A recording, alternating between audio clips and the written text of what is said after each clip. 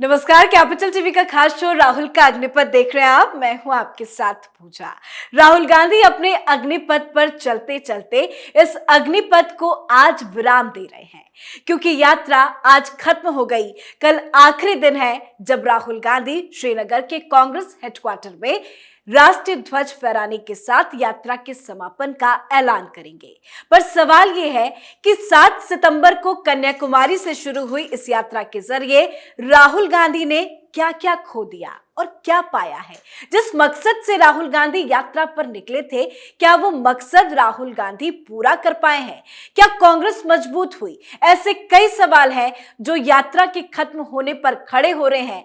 तो आज इसी पर चर्चा करेंगे। बातचीत के लिए मेरे साथ स्टूडियो में मौजूद हैं कैपिटल टीवी के एग्जीक्यूटिव एडिटर राजीव जी। राजीव जी, बहुत बहुत स्वागत है आपका। धन्यवाद। कल भारत जोड़ो यात्रा का समापन समारोह होना है, पर इतने दिनों से राहुल गांधी जो चल रहे हैं, काफी महीने हो गए, क्या कुछ खोया है राहुल गांधी ने और क्या क्या पाया है? देखिए, सितंबर की बात कर रहे हैं। सितंबर से आपने कहा कि राहुल गांधी चल रहे हैं और केरल से अब जम्मू कश्मीर में पहुंच चुके हैं। समाप्त हो गई है यात्रा, अब वो सिर्फ और सिर्फ समापन समारोह करेंगे।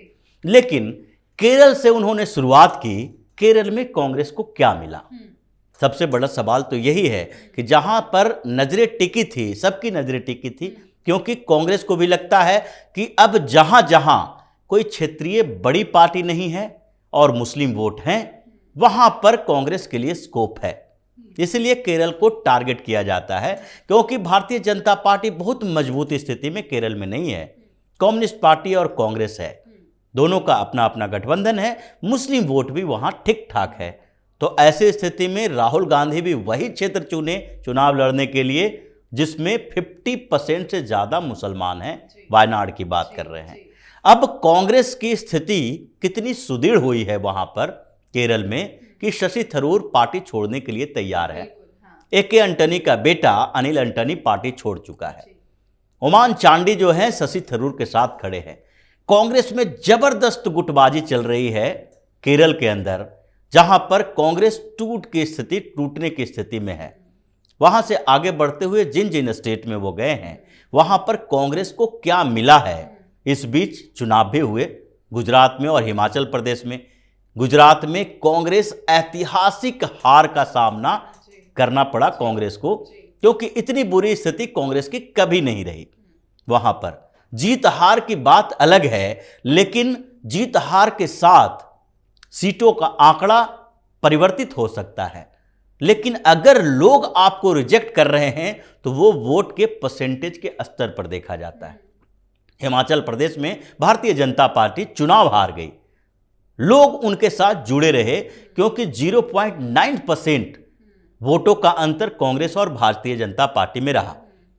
लगभग 30-40 हजार वोट ओवरऑल कांग्रेस को ज्यादा मिली भाजपा से, यानी कि लोग तो जुड़े हुए थे। दूसरी तरफ चुनाव हारने के साथ साथ महाराष्ट्र में कांग्रेस में जबरदस्त तनाव है। नाना पटोले के सगे संबंधी है जो भारतीय जनता पार्टी ज्वाइन करने की तैयारी कर रहे हैं। यहां तक कि अशोक चौहान पार्टी छोड़ने की तैयारी कर रहे हैं। मिलिंद देवड़ा अपने विकल्प की तलाश कर रहे हैं। तेलंगाना में कांग्रेस की गुटबाजी इतनी बढ़ गई है कि अब तक करीब करीब 18 से 20 नेता कांग्रेस छोड़ चुके हैं। संगठन और जो भी विधानसभा में प्रतिनिधि थे, यानी विधायक भी पार्टी छोड़कर अपनी विधानसभा की सदस्यता त्याग रहे हैं, क्योंकि उन्हें पता है अब उपचुनाव तो होना नहीं है, क्योंकि अब चुनाव ही होने वाला है तेलंगाना में। मध्य प्रदेश में वही स्थिति है। मध्य प्रदेश की कांग्रेस की गुटबाजी फिर से बढ़ गई है और ये इस स्तर पर आ गया है कि इस बार 8 से 10 कांग्रेस के बड़े नेता छोड़ने वाले हैं। राजस्थान में भी वही हाल है। पंजाब में बड़ी बड़ी बातें करते हुए राहुल गांधी आगे बढ़े कि पंजाब को फिर से मजबूत कर देंगे। वहां पर पहली बार आम आदमी पार्टी के खिलाफ भी राहुल गांधी ने बोला। भगवंत मान को कठपुतली बोला। लेकिन जैसे ही राहुल गांधी पंजाब में ही थे या पंजाब से बाहर निकलने की कोशिश में थे, उसी समय वहां के एक बड़े नेता कांग्रेस के मनप्रीत बादल ने पार्टी छोड़ दी। अब ऐसी स्थिति में कैसे कहा जा सकता है कि राहुल गांधी यात्रा के दौरान कुछ भी अचीव कर पाए, कांग्रेस को जोड़ पाए। लेकिन क्या राहुल गांधी की छवि में कुछ बदलाव देखने को मिला है क्या? बिल्कुल देखने को तो मिला है, बदलाव तो कुछ हुआ है, क्योंकि राहुल गांधी पहले की जो छवि राहुल गांधी की थी उससे भी ज्यादा नेगेटिव छवि बनी है। राहुल गांधी रैलियों में जाते थे, कांग्रेस के लिए प्रचार करते थे, इन्हें बोलने का कम मौका मिलता था, इसीलिए कम बेवकूफियां किया करते थे। हमेशा जब वो प्रेस के सामने आते थे तो उस समय लगता था ऐसा कि वो कुछ ऐसी बातें बोलेंगे जो विवाद का विषय बनेगा। इस बीच तो ऐसी बातें हुई और जयराम रमेश ने मंच पर कई बार राहुल गांधी को चुप करवाया कि आप उन सवालों का जवाब नहीं देंगे जो ये लोग पूछ रहे हैं, आप सिर्फ ब्रीफिंग करो, जो यात्रा में आपने सोचा किया उसकी ब्रीफिंग करो, प्रेस के सवालों का क्रॉस क्वेश्चन नहीं करवाएंगे। तब क्योंकि जब भी राहुल गांधी से कोई पूछता है ये बोलते हैं और उसके बाद विवाद बढ़ जाता है। और हर राज्य में प्रेस कॉन्फ्रेंस में यात्रा खत्म होने पे और हर राज्य में राहुल गांधी ने कुछ ऐसा बयान दे दिया जिसको लेकर उनकी छवि खराब हो गई। बिल्कुल, और इसलिए है कि इनकी छवि निगेटिव छवि उभरी है, पॉजिटिव छवि नहीं बन पाई, क्योंकि सिर्फ घूमना और लोगों से हाथ मिलाना काफी नहीं होता। लेकिन क्या स्टाइल आइकन के रूप में राहुल गांधी उभरे हैं? क्योंकि जिस तरह से वो सिर्फ एक टी शर्ट पहन के पूरी यात्रा को उन्होंने खत्म किया, दाढ़ी बढ़ा ली, इसका कोई फर्क इमेज पे?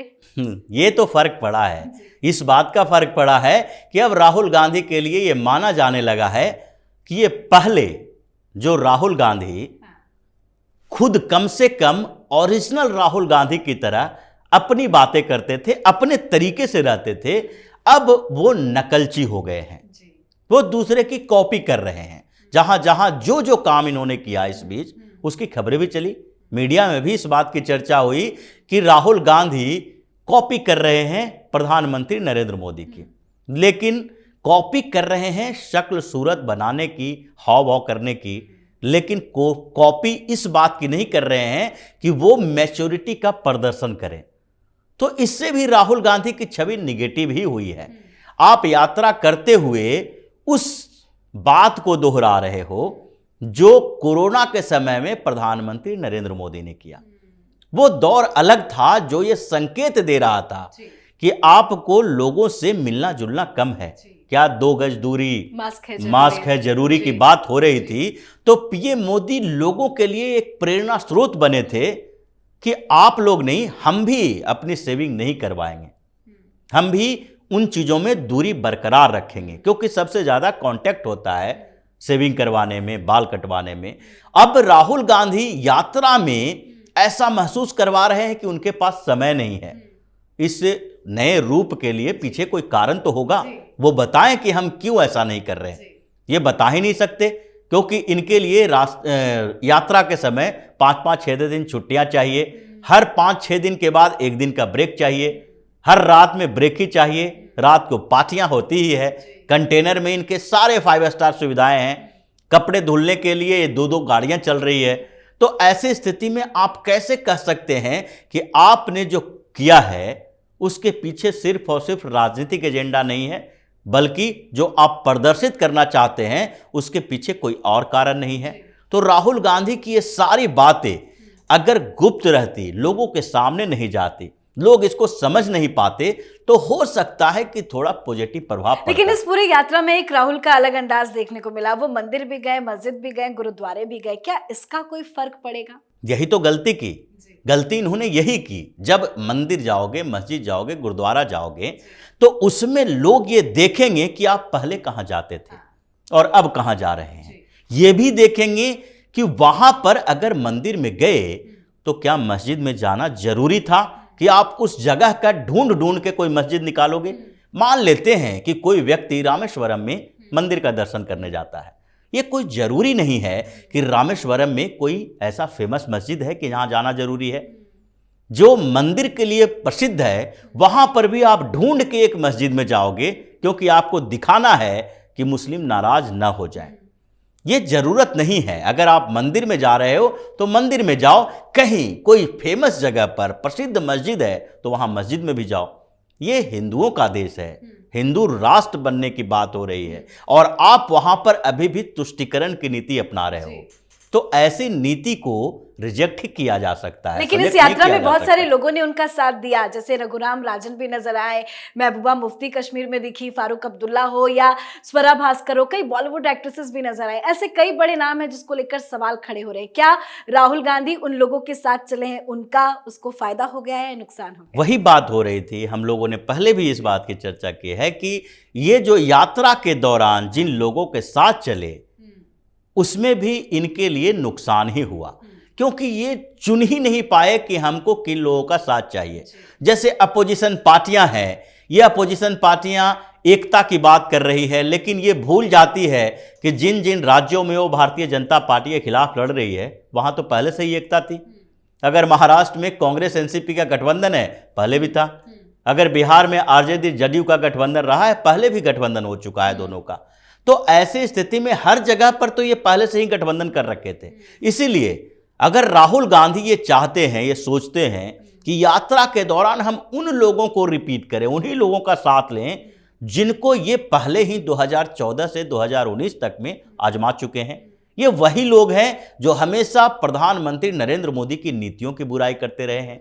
ये वही लोग हैं जो जबरदस्ती भारत के ऊपर आर्थिक संकट का दौर थोपने की कोशिश करते रहे। रघुराम राजन की बात हो या दुलत साहब की बात हो, जो RAW के प्रमुख माने जाते थे, कई किताबें लिख चुके हैं। लेकिन इन लोगों के लिए तो पहले ही ऐसी धारणा लोगों में बन गई है कि ये वही इनटॉलरेंट गैंग के लोग हैं जो हमेशा से मोदी की बुराई करेंगे, देश की बुराई करेंगे और देश में परेशानियों का अंबार दिखाने की कोशिश करेंगे कि ऐसी स्थिति में ला देंगे कि आपका पहले से जो भारत के गौरवशाली इतिहास की बात भी इसलिए होती है कि आप अपने पहले के गौरव को अनुभव करोगे तो एनर्जी का संचार ज्यादा होता है, जोश ज्यादा आता है।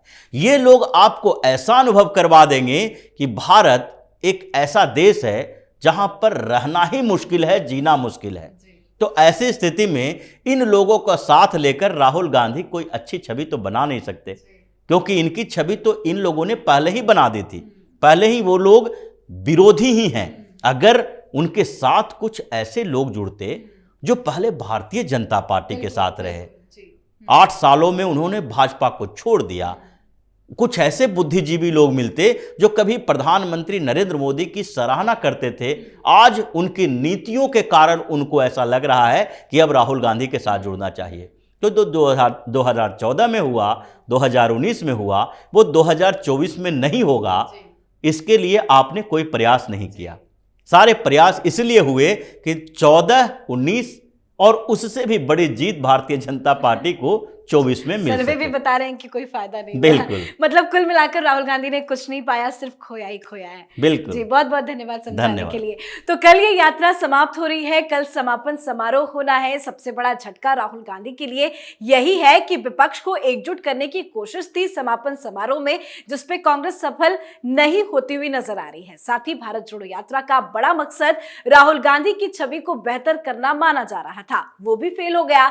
तो यात्रा का कोई खास फायदा पार्टी को नहीं मिला है। अगर विधानसभा चुनाव, उपचुनाव और नगर निकाय चुनाव की बात भी करें तो कांग्रेस को हर स्तर पर भारी नुकसान उठाना पड़ा और लोकसभा चुनाव भी है जिसमें भी कांग्रेस कमजोर ही नजर आ रही है। यात्रा को लेकर आप अपनी राय कमेंट करके जरूर लिखें। देखते रहिए कैपिटल टीवी। नमस्कार।